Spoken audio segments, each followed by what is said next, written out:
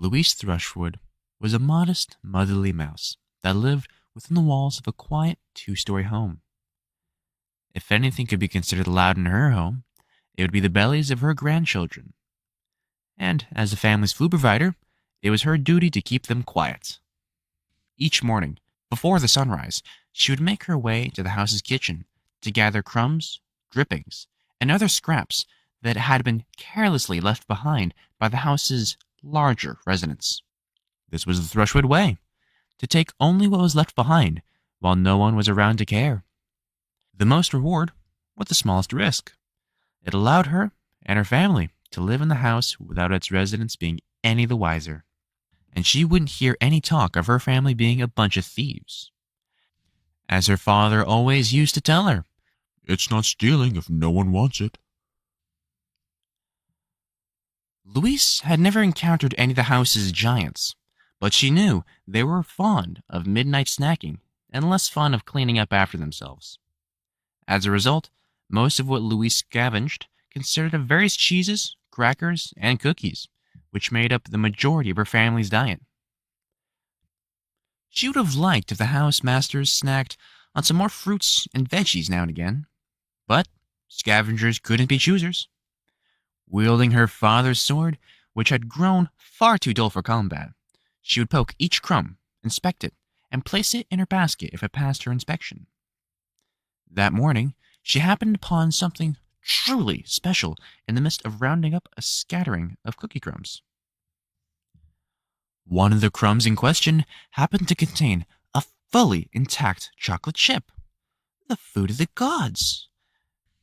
After sniffing it to confirm it wasn't just a raisin, she held it up to gaze at its shine in the sunlight. She so badly wanted to taste it. It had been months since anyone in her family had even smelled chocolate. But she had to restrain herself. Her father had always warned her about snacking while scavenging.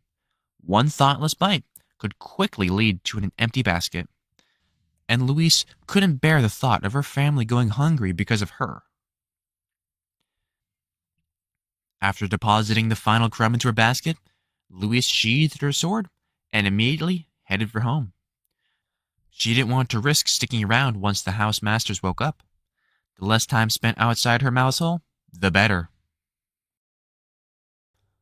The Thrushwood home was already full of life by the time Louise returned.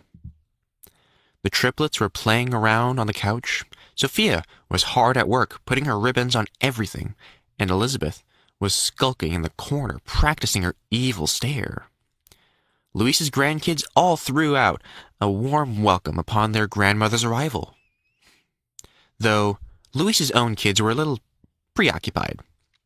Adam and Abigail were sleeping like a rock and a log, respectively, acting as additional props for Sophia's decorations. Meanwhile, Morgan was already doing the prep work for breakfast. She was never one to take it easy. Louise wanted to keep the little surprise she had found that morning a secret, especially from Morgan. It was difficult enough to convince her to feed her kids the cookie crumbs she scavenged. But Louise understood. It was Morgan's job, as their mother, to be a stick in the mud. But at the same time, Louise felt it was her duty, as the grandmother, to spoil her grandkids rotten.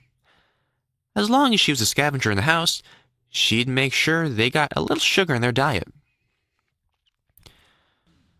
Louise did wonder how much longer that would be, though. More and more, Morgan had been hinting that Louise consider retiring her role as a family scavenger. Louise was already in her mid-50s, and her vision wasn't exactly as sharp as it used to be. Louise could see her point, but every time she thought about hanging up her cape, she'd remember the smiling faces of her little ones every morning she brought in a basket of goodies. It made her feel like she was doing her part, like she was a precious member of the family that couldn't be forgotten like her father was. She had a role to play, and she was the best to play it. Morgan, Adam, and Abigail had only scavenged a handful of times, and they still had a long way to go. Morgan was too cautious and couldn't find enough crumbs to fill her basket. Adam had a tendency to snack on the job, and Abby was too easily distracted by the wonders of the larger house. Louise wanted them to improve, but she wasn't ready to let go of her title just yet. She knew she had many more adventures left in her. As lively as the Thrushwood household could become, nothing turned it on quite like mealtime.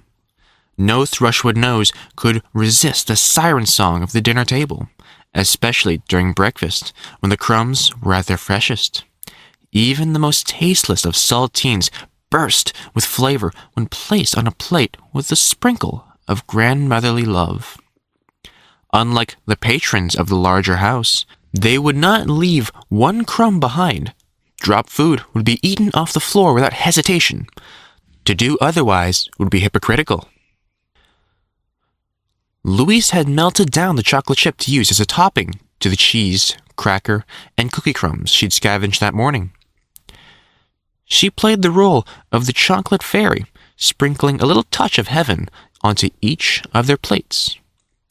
When it came to Morgan's kids, however, it didn't take much in the tank to get their engines running. Davy grabbed his ball from the living room to toss around. Sophia started biting at her food, face first, like a wild animal. And Abigail suddenly found it difficult to resist teasing her twin brother. They were almost as energetic after eating it as they were just to see it. Even picky little Elizabeth had a chance of joining the clean plate club with chocolate on the table. Louise couldn't begin to measure her joy at seeing the table so alive. Morgan, on the other hand, was on full damage control, striving to quell the storm that was brewing as a result of combining her kids and sugar. She'd never understand why her mother enjoyed causing such chaos. As she attempted to wipe the chocolate off a jittering Sophia's face, Davy threw his ball a little too hard, knocking off Douglas's glasses and flying back into the living room. Dirk was naturally upset with this maneuver, as it was actually his ball, and he didn't like the looks of where it was flying. Morgan chastised Davy for playing around at the dinner table, failing to notice just where the ball was heading. The ball had rolled all the way from the dining room table, across the living room, and out toward the front door. Were the door shut, it would have harmlessly bounced off of it. However, in the excitement of preparing her chocolate topping, Louise had forgotten to close the door behind her. Thus, there was nothing to stop the ball from rolling through the open door and into the untamed wilderness of the larger house. If there was one rule in the Thrushwood house, it was never to leave the safety of the mouse hole after sunrise for any reason. Under Morgan's rules, even looking outside of the mouse hole was grounds for a spanking. It was a rule for the adults as well as the children, though for the adults it was more of a strong suggestion. There was no telling what awaited them out there once the rest of the house was awake, and none of them were too keen on finding out. Even so, Davy and Dirk only had the one ball, and it wasn't as though there was a store around for them to buy another. If the larger residents found the ball and took it away, it would be gone forever.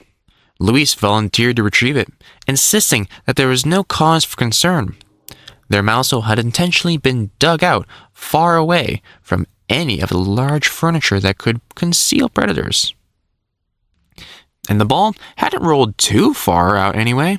Louise was experienced enough to know what she could and couldn't get away with. She hung up her apron and strolled out to retrieve it, with a casual "be right back," not even bothering to grab her sword or cape. Morgan was less optimistic about the idea. She wanted to tell her mother to stop, but Sophia, still high on her sugar rush, cut her off with the unrelenting demand to be read The Legend of Ice Cream again. In truth, Morgan didn't want her boys to lose their favorite toy either. She was just very partial to her grandfather's mantra of no unnecessary risks. At the very least, she wished her mother would put her cape on if she was going outside. She'd die of embarrassment if another mouse family saw her mother like that. Louise's plan of attack was simple. Walk outside, pick up the ball, run back inside. As long as nothing jumped out at her and pinned her to the wall, she was sure there would be no issues. But there was something else, something far more dangerous lurking in the outside world to prey on her. Not a predator, not a monster, but a smell. A smell that surpassed any she had ever experienced. The many years of scavenging had strengthened Louise with a fair amount of willpower. When out on the prowl for crumbs or serving her kids at the dinner table, she was pretty good at keeping her tongue in her mouth. But when it came to real food, the sort that was actually made to be eaten by someone, she was exposed for the glutton she truly was. Her nose had a mind of its own. At that moment, finding the source of the smell was all that mattered. All other thoughts were purged from her mind. She couldn't be shocked out of her mental state if her tail was shoved directly into an electrical socket.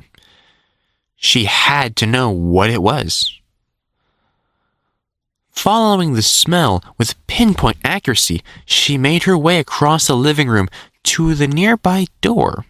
The scent was coming straight through the vent that passed right across into the opposite room. In other words, it was coming from the kitchen. She couldn't map the scent to any food item she could name. Was it sour? Or sweet? Salty? Or spicy? She didn't know, but she had to know. The smell was too good to be true. She pushed her head through the large flap at the base of the door to see what mysteries awaited her.